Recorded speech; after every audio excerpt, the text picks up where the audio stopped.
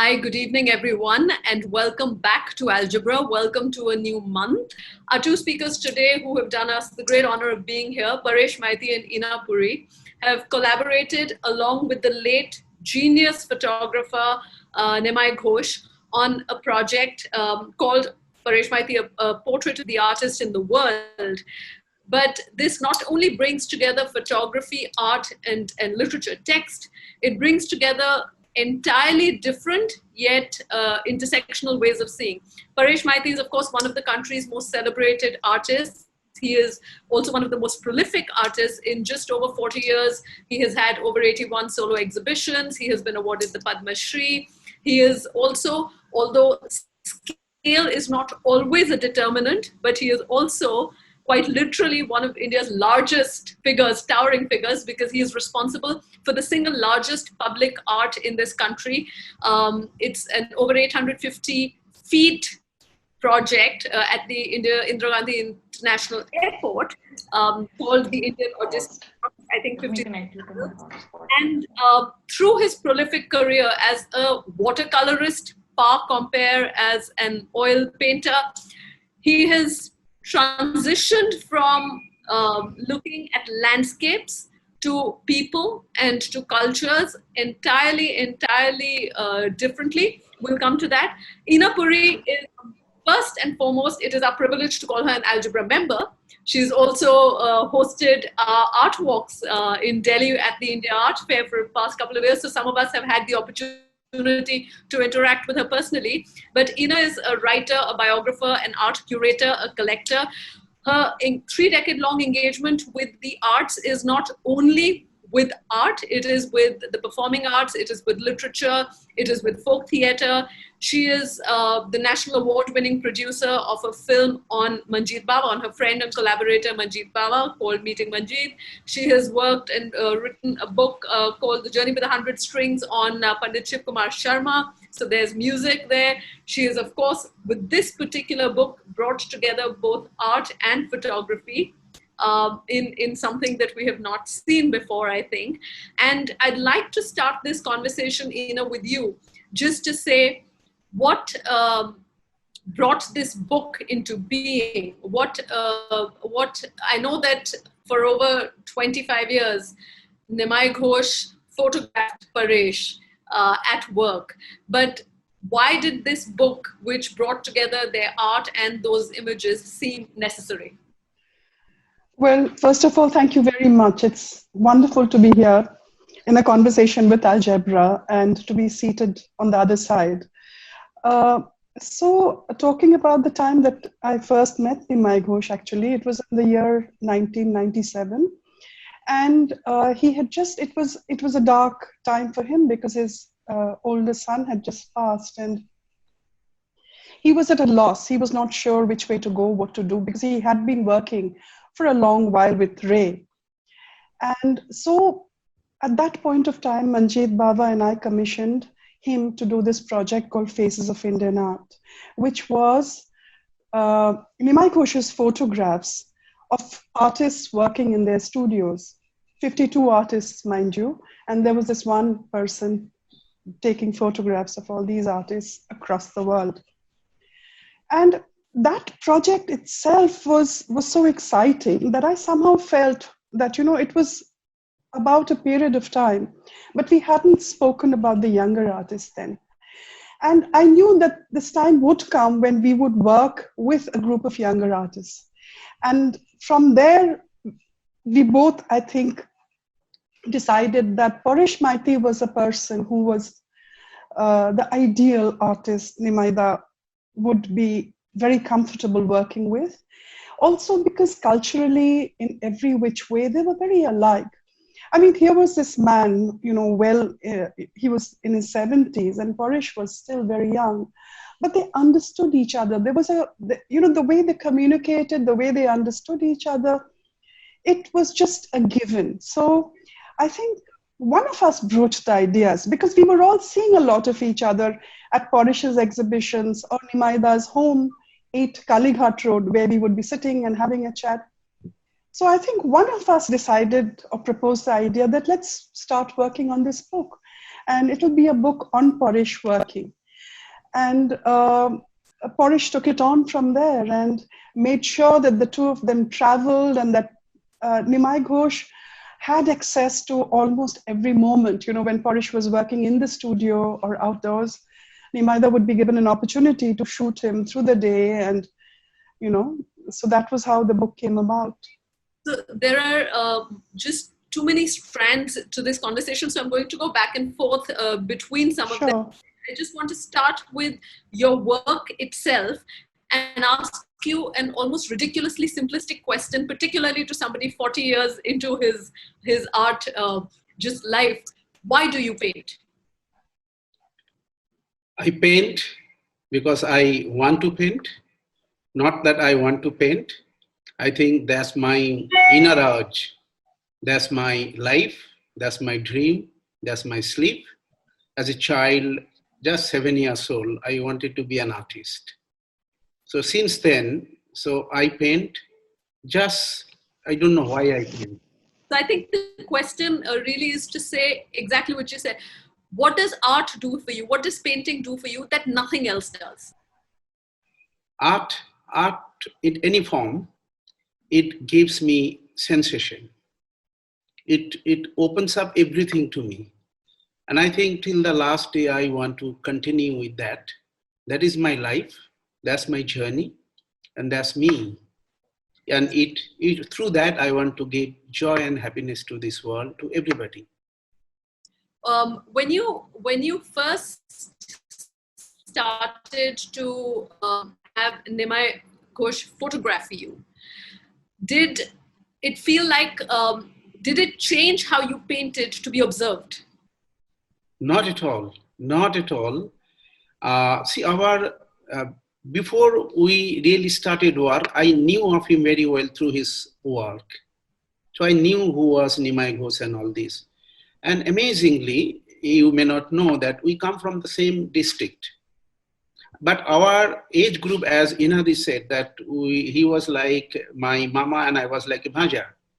Many travel people used to say, are you mama bhaja? And like that. But we were really like closest friend. We would share everything.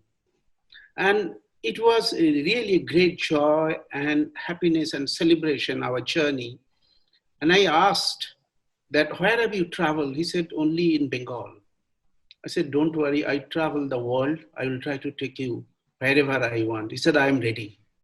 So we really, broke the boundary of that Bengal.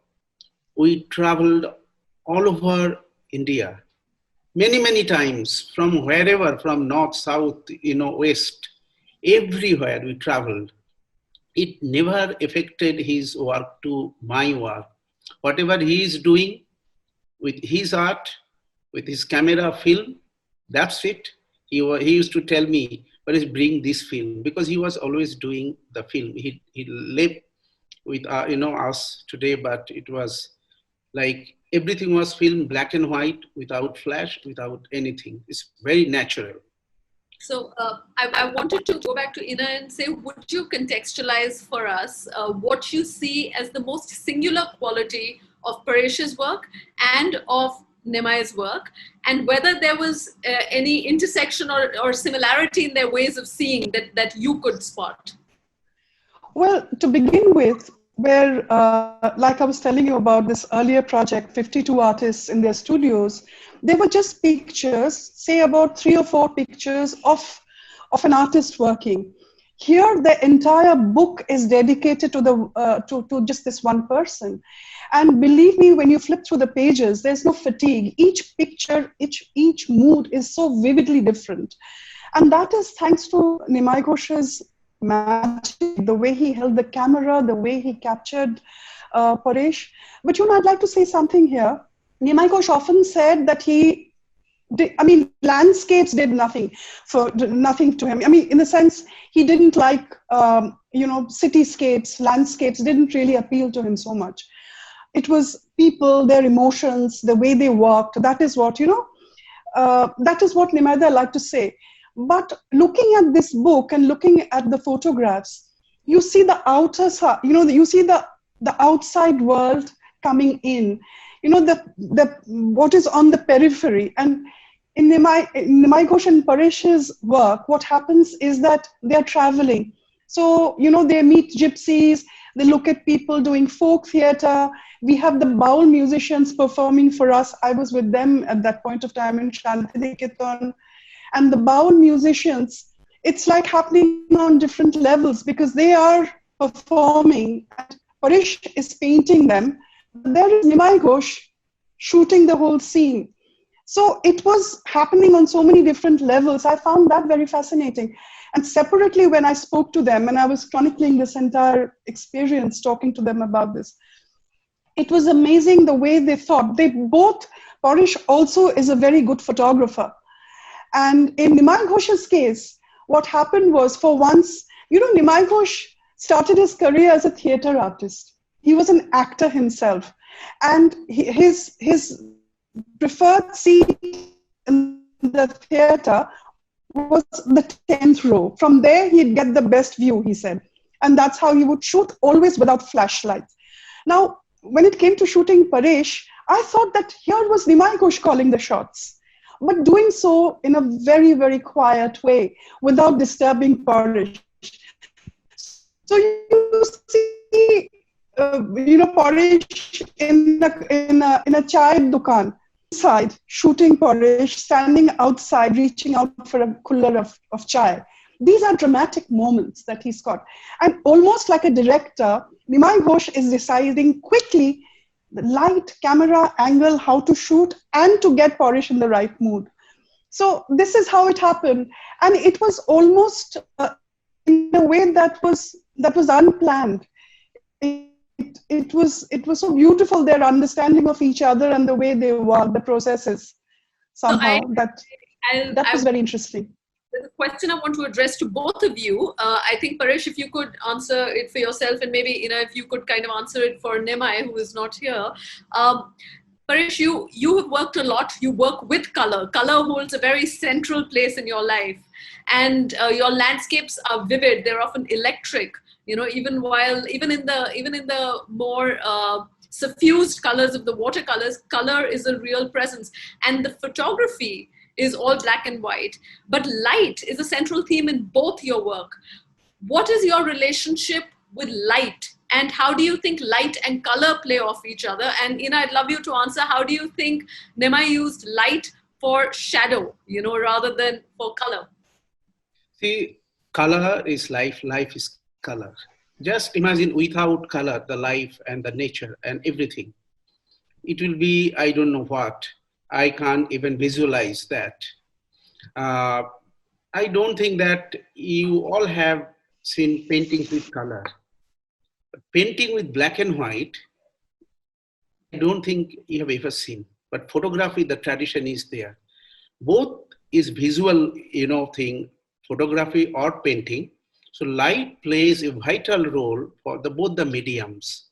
So we were both very, very cautious about the light. And that's why if you go through the book, and also I paint morning, evening, nearer the falling light, the top sun, generally, we are just thinking maybe just indoor we do something. But if you see the book, it is all outdoor. Mostly 99% is outdoor.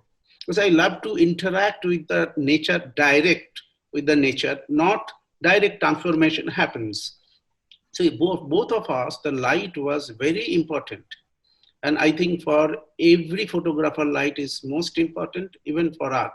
You just think there is no light on a painting, just a blank, just color. What will you feel? What will be your reaction? You'll say, what does it mean? And, it has to be some, because visual thing, even in a sculpture, when I create, I make sure that there are enough light. Without putting any light, it comes through, it goes through. You see the Rembrandt's painting, the light, it's a very mystic light. You see anybody's painting, even modern art, the light is essential part in visual art. So without light, it was a common bridge between both the artists, me and Nemai. And as I said, that it was like we were two different, person, but our everything was very same. Both of us were Taurian. Both of us come from same place. Both of us taste are same. Whatever he likes, I like the same thing. So it was really unique, our choice and everything. And it was amazing to travel and be together. And he was also every part of our journey. He said, my goodness, I should have known you much earlier, not 25 years. I should have known you, last 50 years. That was his comment. So, I know you may referred briefly to his theatre career, but I'd also, in answering the question, I think about light, if you could contextualize for us his absolutely, I think his lifelong seminal work with Ray, because I think that will also inflect a lot of our understanding of his photography. Paresh, I just wanted to ask you, you mentioned shooting a lot out. Yes. When you travel, Both. does geography play a role? What does the physical location, what is the role it plays? Because so much of what we see in art, we think of it as imagination. How does geography intersect with that? When you're outdoors, how does geography inflect what you're doing? That was not really a big matter because we went to Venice. I have been to Venice 27 times. And I took him to Venice. I took him to London. All these places I have been painting. So I feel the whole world is my home. So the geography, I feel that everything is same. Every place is same. Like when I paint, the water body and looking at the water body in Venice, I know the light is different. I know the air is different. But it does not make any difference to me that I'm painting there or coast of Odisha or in Goa or some places. But of course, the language, the everything, the transformation is different happening.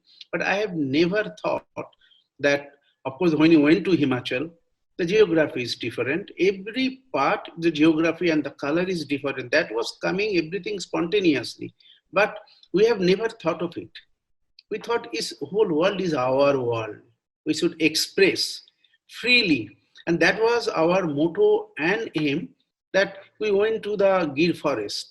Suddenly, we were, just in front of 6 lions. Nemai said, Ure Baba, So we never thought, Nemai, don't worry, it will be okay, that's fine. So it was like, we never thought that it is this, it is there, it is there. Geography did not matter. Matter was to create art freely, free of soul, just like a child. He was also just like a child. Both of us were like just playing with the medium. And yet when we look at your work, it often has, particularly, for example, I think you painted in Prague, the houses, a lot of architectural, there is an almost exactitude, there's almost an exactness that could be photographic. Right? Yes. To what do you attribute that kind of, that quality of seeing in which your visual imagination becomes almost photographic? See, I must tell you something. These houses in Prague, or Český Krumlov, where Egon Schiele, used to go, his mother comes from that place, the very famous artist Egon Schiele. This started in Shimla. I started, living in Shimla during summer days, 4 months. And I saw those houses one each other and these, the roof, the trees. When I went to Prague first, I said, my goodness, it looks like this, even some places, the houses and all this is very same. And Český Krumlov, the little hills, houses, water body. So that reminded me the same, that I was just talking about the geography. So I thought maybe the same houses, it is like jumble, but they are little, neater. We are more little, not that neater, but the language is the same. Like when I go to Rajasthan and paint all those gypsies, when I go to Spain or Hungary, I see these people and they are, ghagra, they are, the attire and everything, it looks like the same. there are two linked questions, but I'll ask them together, which is to say, one, I wanted to know who are the great artists whose work has inspired you, or to whom you return over and over again. And I think in a linked way, I wanted to ask, did you train yourself to see? Or did you always have a way of seeing that came naturally? Can you, I think, it came very spontaneously, seeing things. Like when I see things, I see it very spontaneously, but I definitely know I'm seeing it very differently. That's why I transform them on my, painting differently than any other artist. But inspiration, when you ask me, the first inspiration in India, it was the tribal art and folk art. Later on, the artist who comes to my mind again and again, it is Picasso. He and his life. Because till the, age of 91, he said, I want to be a child and I want to continue to paint. And he said, there is no line without, there is no, day without a line. So every day I paint. You will surprise, even I'm traveling, I'm sketching in the plane, either train, or even in a car or in a bus. It's very funny. So I vouch for that, actually. Sorry, I know we'd lost you briefly, but you're back. So I just want to return to that earlier question. Just to reiterate what Paresh was just saying, we've traveled together on art tours, several places, including the Silk Route in China. And vividly, the scene comes to mind, a very crowded marketplace. And there were about 27 artists traveling, right? So each person had their own interest, and they were looking at things, they were, having conversations with people around all of that. There was only one person seated on the ground, plonk there, right in the middle of everything, and sketching, and it was Paresh Maity. And I'll never forget that, because crowded marketplaces, so many things happening, so much activity. But he was completely single-mindedly sketching away. And that is what Nemai Ghosh was able to capture again and again. The fact that they were having these conversations and jokes and laughter, sharing food, both of them Bengalis from, they enjoyed their, rice and fish curry and all of that.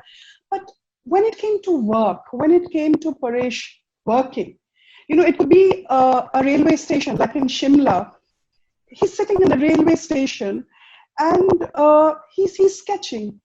God knows how Nemai Ghosh has suddenly taken his camera out quietly, found himself a place from where he can, get the right angle and start shooting. This whole relationship, the working relationship was quite amazing. Not only, just 1 minute, not only that crowded market in China, you imagine the Trafalgar Square and Piccadilly. How many people I'm painting, not once. So many times I painted so many paintings. It's the most crowded place, even in St. Marcos Square. 27 times I've been done paintings. So people are walking, going, and I'm, painting. So I don't know what is happening, except my painting. I wanted to, for particularly for those who may not be that familiar with Nemai Ghosh's work, I just wanted you to contextualize a little bit for us his 25 years of chronicling Ray. I think there are only over 90,000 photographs, but also in that, just a little bit about their relationship, but also why it's important to document the back rooms, right? Whether it's the back rooms of a cinema, whether it's the back rooms of art or artists at work, what is important in archiving those processes that we don't always see?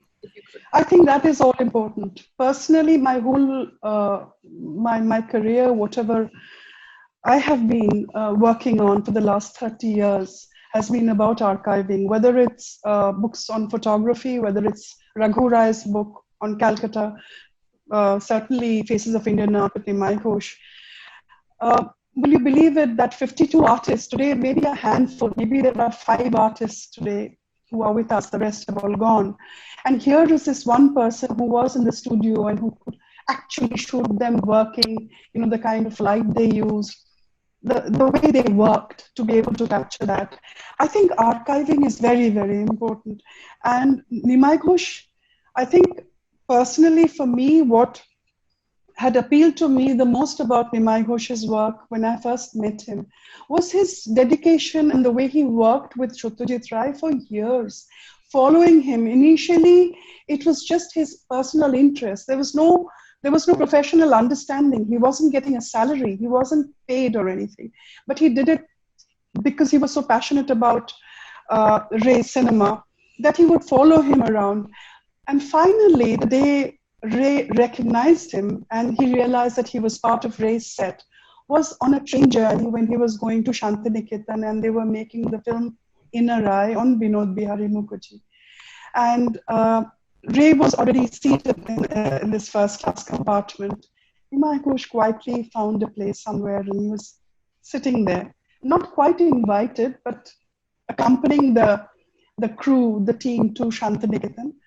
He was sitting there when a station arrived and Ray got off and got 2 coolers of chai and offered Nemai Ghosh a cup. That was when he realized that, okay, from now on, I'm also a part of this group and this crew. So these are the many stories, I think. And where this book is concerned, sadly, it's his last because he passed away. The first copy of the book was sent to him when he was very, very unwell. And it's a kind of summing up of his entire career. His books on Ray have already happened. There are lots of eminent art historians, film historians who've written on his work with Ray. But with Nemai Ghosh, he had so many other interests. We know, of course, his work with Ray, but apart from that, Bengali theatre, then, going and working with the tribes, with the Bastar tribes, his passion for life, his passion to explore new, boundaries, that is what kept him going, and that's what kept him so active. And there's one thing that I'll never forget, and he said that, there are times when I feel very low because he always felt that in his city he didn't get the recognition that he deserved. And so this was something that was a constant with him, that he felt okay from the government side, the Indian government, state government. They should have approached him. They should have built a museum where he could have kept his works permanently. And this was something that he spoke about all the time. But no matter what, he said that whatever happens, my camera bag will always be by the door. And I will step out and work. I will go off any assignment, anytime I'm called to. I'll always make myself available. And that was the greatness of the man. I actually just wanted to lead into a slightly wider question about photography itself, to say that photography has been late and still is sometimes disputed to be treated like an art. And why do you think that is so? First of all, is there some correlation with the fact that it also has to that extent it has been used, say, journalistically, it is treated more as realism rather than art, and realism and art are often seen as being opposed to each other. Art is seen to be about imagination, and photography is often seen to be about not expression but capturing, right? Would you say photography is art to you? 100%. 100%. Of course, I would very much argue and say that for me personally, photography is art. I don't see the difference between, I really, I don't see the conflict. And I think photography definitely is art. But of course, it also depends on the kind of photography, that the kind of photographer you are. If you are a journalist, then of course there'll be, it's a different area altogether that will appeal to you. And of course, whether it's a war zone or an area of conflict. So it depends entirely on what your interests are. But some of the world's greatest photographers are some of the world's greatest artists. And this happens even if they are, in an area of conflict, like I was saying, or if they are, if they are shooting photographs that are documenting something or a moment. It is still very much art, is what I believe personally. When you look at Nemai Ghosh's work, do you see him as a chronicler, as an archiver, or also as a storyteller? Would you, I think one of the ways, and we do have a few images, I'll ask Praval, who's handling our tech, if it's possible to bring up a few of the photographs, because I'd love you to talk us a little bit through the pictures. In some ways, think of us as needing a masterclass in how to see. How would you have us see these pictures? So Paresh should also come in, because I think he will be able to tell you exactly where this photograph was taken. But this, of course, is a quintessential. This is exactly the way Nemai Ghosh would work, because we were talking about light and shadow, and if you look at the way he has shot this entire composition, you will understand, the greatness of the man and the way he understood light. Also remember that he never used flash. So the way he would capture a scene would depend entirely on how the light was, how the sun was. And for that, he would often have to follow an artist or any person he was working with. If it was the Bastar tribesman, for instance, he would spend day after day after day just looking for the perfect light to shoot. Now here is Paresh, and mind you, I think he's also carrying a camera and deciding whether he wants to sit and start painting right there. And Nemai Ghosh has got this shot. Paresh, would you tell us this image on our screen? Where was this taken? This is the Baul music, the Baul singer, and at night it was 3200 speed film without light, without flash. He has captured, and I'm also dancing with them. This was in Shantiniketan. I was just telling you about the time the Baul musicians came and sang and performed for us. So this is that time. Mm-hmm.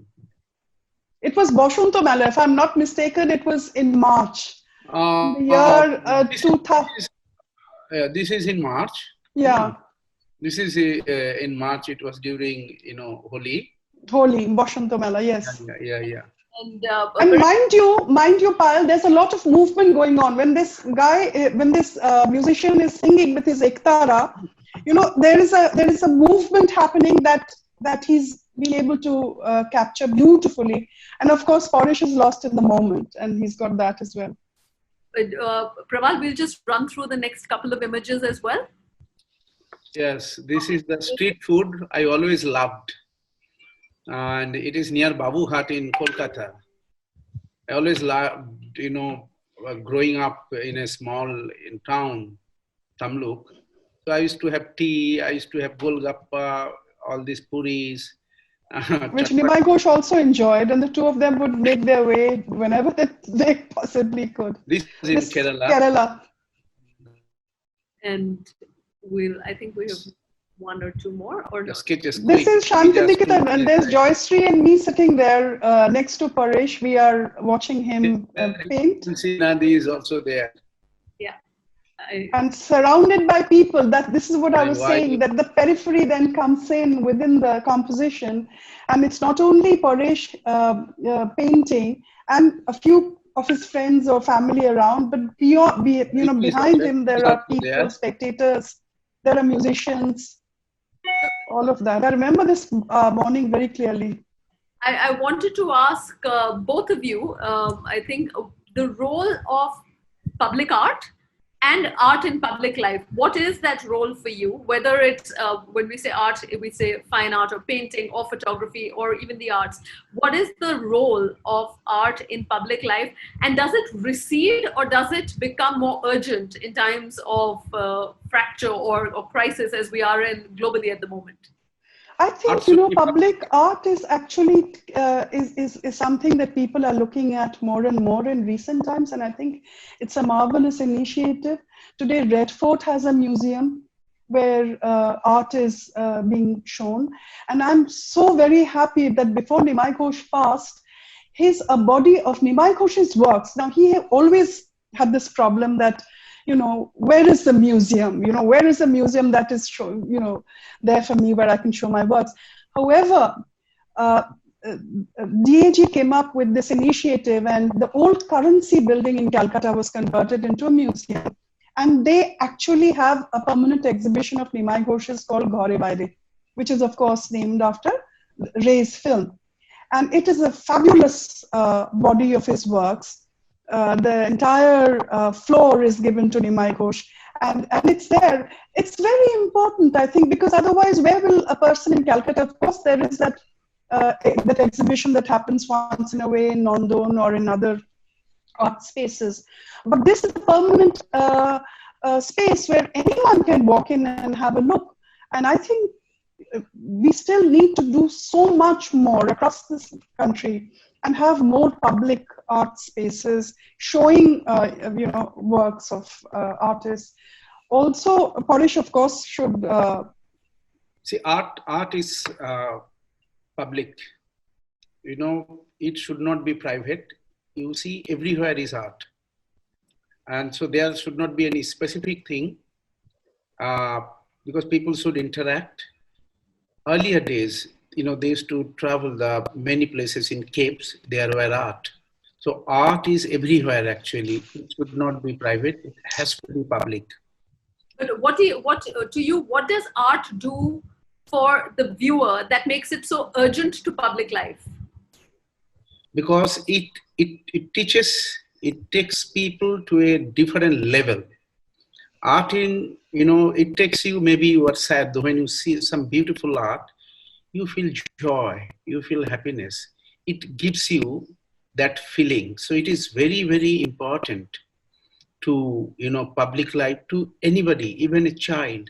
You just show a beautiful painting, they feel happy. Even you see every child, they start doing little scribbling, they're drawing, they are painting on the wall.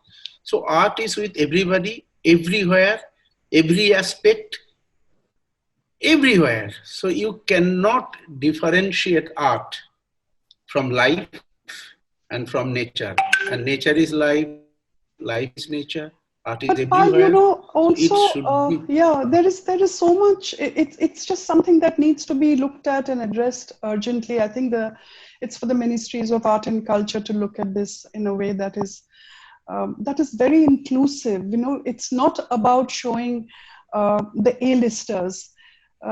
Personally, I feel that more opportunity should be given to artists crossing boundaries, looking at tribal art and artists. We should make space. It's very, very important for us to make space in public areas, have murals, have art showing. The only worry is that will the people be able to take it properly? Because there have been cases where Hussain Sab's works have been vandalized, for instance, in exhibitions. And for me, this is a very, very real worry. If we do not know how to respect our art and artists, then forget about it. But if we realize that these are great artists and these works need to be seen, then for sure we need more art spaces. When literature, which is often spoken of as writers write often to, they say that all great literature kind of chronicles its moment, but that its value really becomes apparent with distance and with time.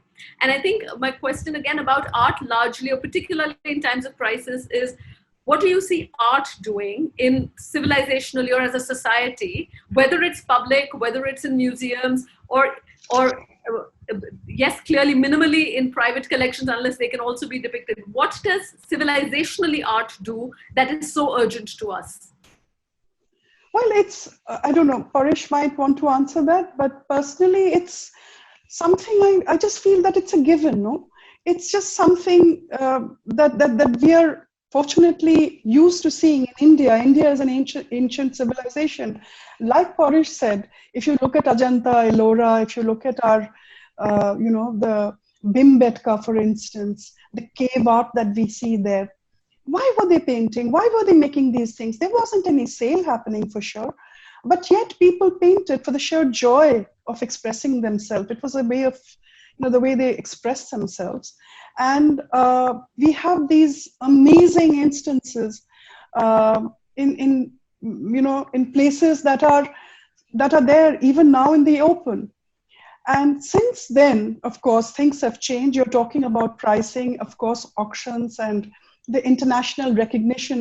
Talking about Indian art, I think Indian art today has huge respect across, the world, and with good reason. I mean, even if you look at Paresh, for instance, he is exhibiting the world over. Like Paresh, there are so many other artists who have huge, people respect them, people respect their work. They're there in the biennales today. The last Venice Biennale, for instance, last year had an Indian pavilion that KNMA had put up. And there was Hussain Saab's work alongside some brilliant works by other artists, including the contemporary artists. And there is always place for that. There is always need for that. I think whether it's art or cinema or literature, where would we be without? Any civilization exists. If you see either Harappa, Mohenjo-daro or Greek civilization or Mesopotamia, they exist with art and culture. What does exist? It was nothing, just the art. Because art is the expression of the mind. That's the language with the color, line, and forms. So every civilization, even today, after maybe thousands of years, what will exist? The art. It will be exist. You see as she already mentioned, Ajanta, Ellora, or Harappa, Mohenjo-daro. Later on, it will be all, like what we have today, it will be all, exist. Which will be preserved, yes. Civilization. So it is very, important art that it exists and it carries on. But also, Payal, we should also learn to respect it. I mean, in Ajanta, Ellora, you find all these people, drawing graffitis and Amitabh versus whatever. I mean, we have to educate our the viewers, people who go to look at art, and tell them that So in fact, I was going to ask you, what is? I think is there a sensibility issue, or is there some sense of, for us, not recognizing the value of what art brings into our lives? And how is that, should there be, to your mind, formal programs to kind of introduce art, not just as painting, but as appreciation into curriculums and so on? I think it is happening. I think today art spaces are making sure that there are art programs, and I'm very grateful that there are spaces like KNMA, for instance, like DAG, for instance, and several other such institutions across the country. Uttarayan had organized this tour of us. I was to China when we went across the Silk Route. Art institutions have been doing terrific work, but the response has to be from the people. Unless we support it, unless we do this, holding each other's hands, it's not going to go anywhere. How can it go forward unless we respond to that? Now, say Ganesh Haloi, for instance. This is a very interesting story. He spent years at Ajanta, and so he had gone from ASI, and he was sketching, the murals there and the frescoes. So he has these albums with him in his house, but it's only available if you know him and if you can, visit his studio. And therefore, what I was thinking is that if there's a publisher and if this is published, or if this is in a public space where everyone can access it, it would be so much better. Likewise, we have to make it accessible, and we have to make sure that it is received with respect. People who go know how to look at it, know how to treat it with respect. Paresh, when you mentioned obviously what remains of civilizations over time after centuries, and this is their art, and I just wanted to ask again both of you, but Paresh first, do you paint with an eye to identity? Is your identity as an Indian, is your identity as a Bengali, is your identity, does it show up consciously or unconsciously in your work, and how important is that identity to the work? See, identity has to be there. Without identity, like if, I'm painting tomorrow the whole African art, I'm smelling here, I'm eating here, I'm seeing things here. So there is no point expressing Africa sitting from here or what is happening in the moon. Art, what is just there, what we see every day, that you transform either in color, form lines, or in films, or in dancing, music, writing, everything. It comes spontaneously, all these elements, as you said, that identity, whatever, it comes spontaneously. I paint, I transform things from nature. As Aristotle said that all art is not but imitation of nature. So I don't need to paint seeing things in the computer, what is happening in America. I want to express what is happening here, what I'm seeing, what I'm absorbing, what color I'm seeing. I want to transform that directly into my canvas or paper or in sculpture or in installation. I don't have to follow, I have to create a new language where that is my identity. Interestingly, Nemai Ghosh also said the same thing. Yeah, Van Gogh seen transformed into canvas. That's his art. He created a language. Picasso created a language. So there should not be any conscious effort, for any artist to follow anything. It should come, spontaneously. We're going to be out of time soon. I'm just going to switch to quickly, just to say that Nemai Ghosh also felt the same way. And when I asked him why he never ventured out of Kolkata, and he always wanted to base his work in Kolkata, he said, because I see myself as a Calcutan first. So you're talking about identity, you're talking about belonging to a certain cultural milieu. I think that is what is also making this book what it is, because it's this whole thing about belonging to the same milieu, the same cultural space. Paresh, we'll just move to audience questions. And before we close, I'd love you to kind of also show us the book. But there's a question from Narendra Chirmula who's asking, how did you develop your unique painting style? Who were your heroes? I know you spoke briefly of your influences, but if you could just tell us, how did you refine, as he says, your unique painting? And it came, as I said, spontaneously. It was not my deliberate effort. What you like, and that comes, and that you transform without knowing that. And then slowly, it comes and it brings a new language, a new form. And it should not be very deliberate. If you are trying to do the deliberate, it will be like a copy. That you are trying to do a copy. And that's why it may be a cubism, but it is transformed and it is your own language you have created. And that's why even I don't write my name or signature, people will understand this is my painting. Oh, they will say this is this artist painting.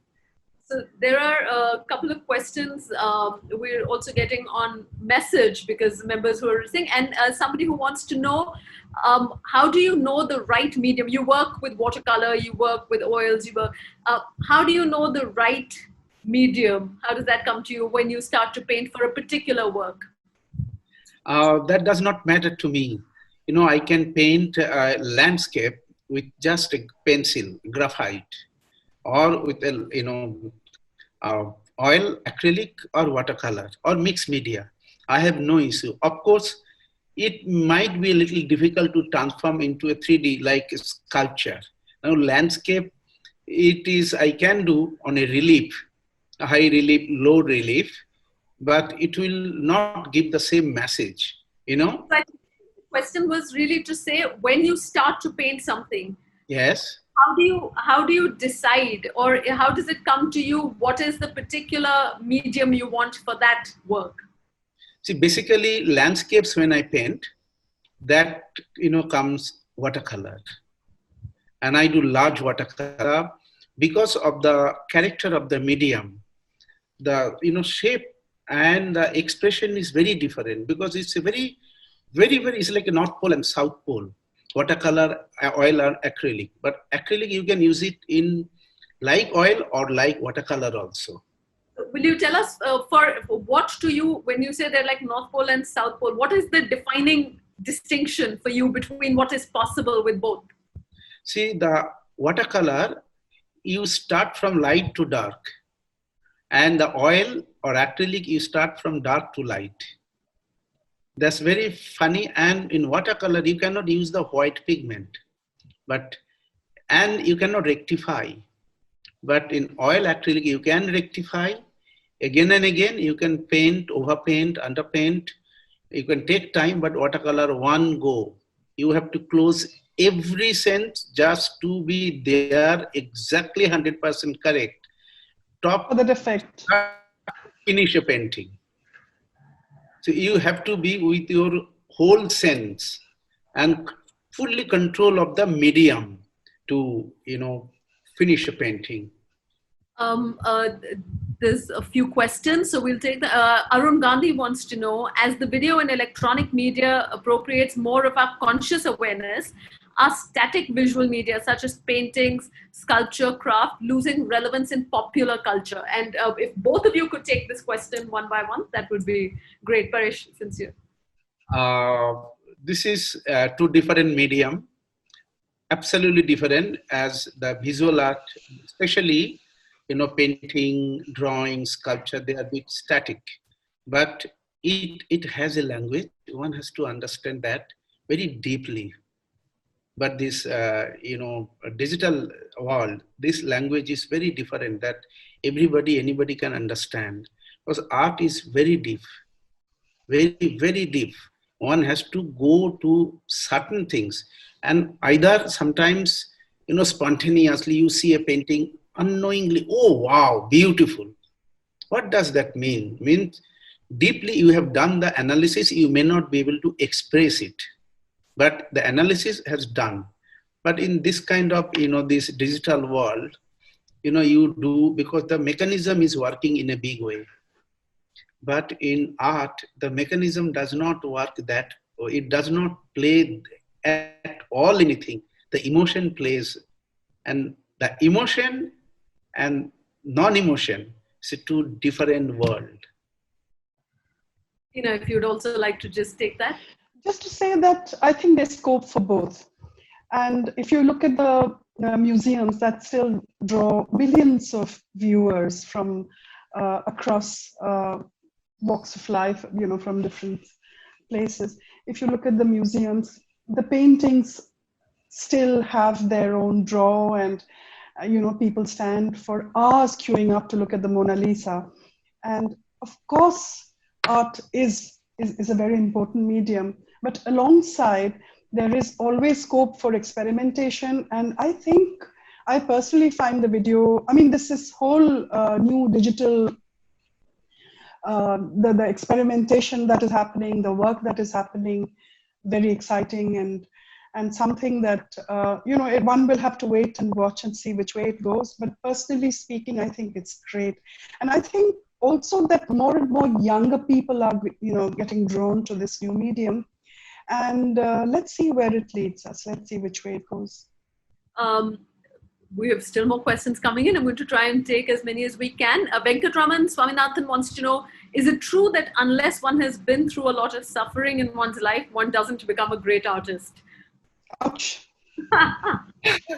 Yeah, that is, if you see the life of any artist or every artist, they have suffered. So that's very, very funny.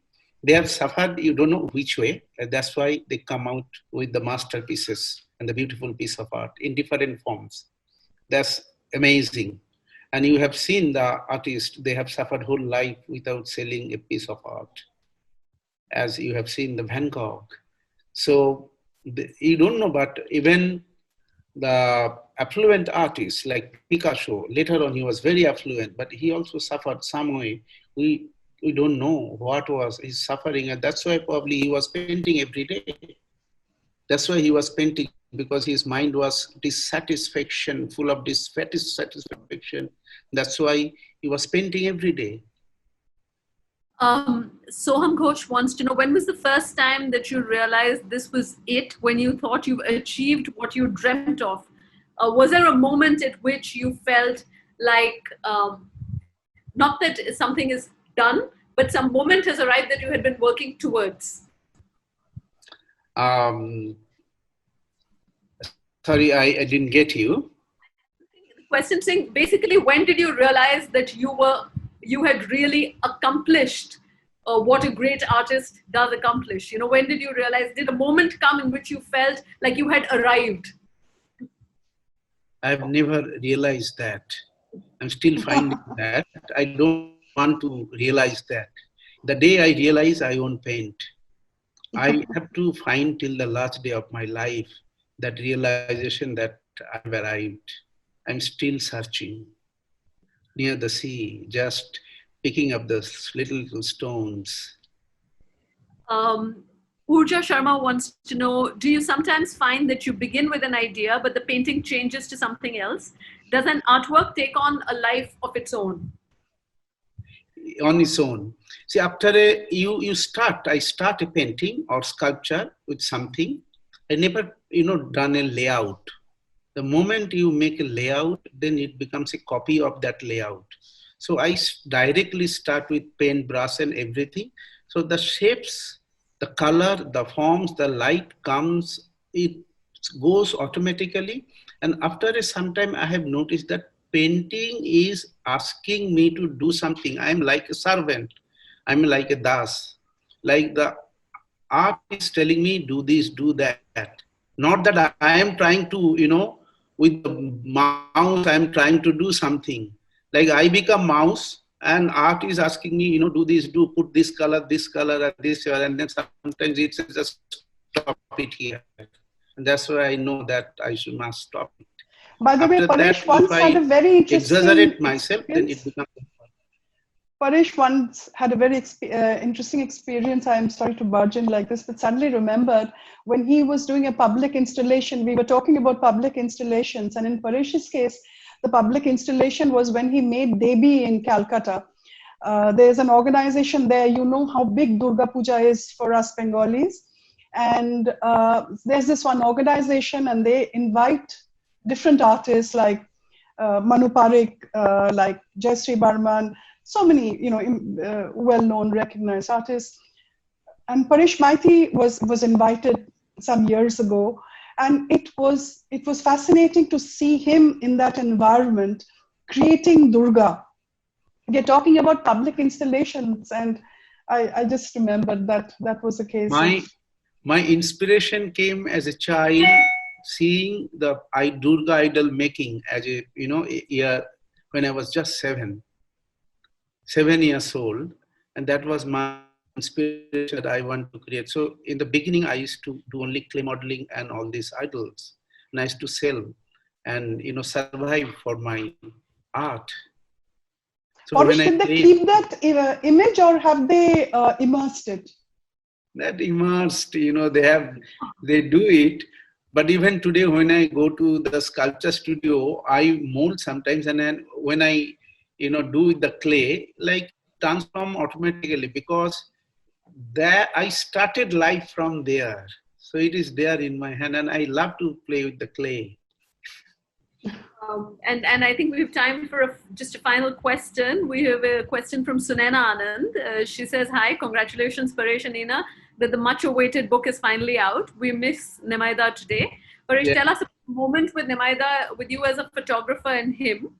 Sunena, director of Art Alive Gallery, and she says publisher of Faces of Indian Art. If you have a particular moment that to you defines this collaboration with him. this during 25 years, there was no particular moment. The 25 years was a particular moment. It's a great loss that he is not there, and I would love to dedicate this book and this whole program to Nemai Da. And so, as he said that if he knew me much earlier, and I feel that if he lived much more, so we would do a more bigger and bigger journey in life. And he always wanted to do work. Is there a particular moment that you, watching the two of them, that strikes you as exemplifying that collaboration? Yes, actually, because I've had opportunities of traveling with the two of them together, and so many things come back. Like I said, watching the two of them, Paresh paint, Nemai Ghosh photograph him, or just, by the river in Shantiniketan, sitting there in the evening while the light was falling, sitting, chatting, talking about the project. So many things come to mind. But the last few meetings with Nemai Ghosh were really sad because he was not doing very well. His health was failing. And he had only one question to ask, and that was, how far has the book progressed? How's the book looking? Right. And of course, we couldn't FaceTime. Vishwajit Ghosh has designed the book, and I was, on the phone with him. Every time I went to Westland, Amazon, they were doing this book for us. And I would call him up and say that, they've done a brilliant job, and, you really like the design, and Paresh has his inputs, and Nemai Da, you will not believe how black and white is looking like color. And I feel sad that he's not with us today, because we had planned the launch and the way it was going to happen, conversations around the book and our journey. And he left us before that. But just look at the world. The world is also so changed. Today, we won't have the freedom to go to Shantiniketan and across the world freely and travel and sit in the crowds and paint and photograph again, at least for now. Sorry, Paresh, I wanted the book was originally designed by my friend Sunil Sood. Last 6 years. Then it went up to, went to Vishwajyoti with Westland Amazon. So, but in the 6 years, he was the main person to design, and me and him both together sat and designed. And I do want to say, as somebody who's had the privilege of going through the book, it is a spectacular interplay of, and I think the black and whites against the watercolors, against your work, against the conversations that Ina has had with both of you, are transformative, because it is immersive in the way we think only visuals are. I know that you probably have a copy. If you could just show us the book, that we could have a copy with you. Yeah. So it's called Paresh Maity, A Portrait of the Artist in the World. And I absolutely urge everybody. I think it's a gripping introduction to the work of both, and through just wonderful conversations that Ina has had with both of you, offering us an understanding of how you arrive at the stunning work in both of you. Thank you so much for being here. I know that. Thank you. Thank you, Algebra. Thank you so much, Payal. Thank you so much.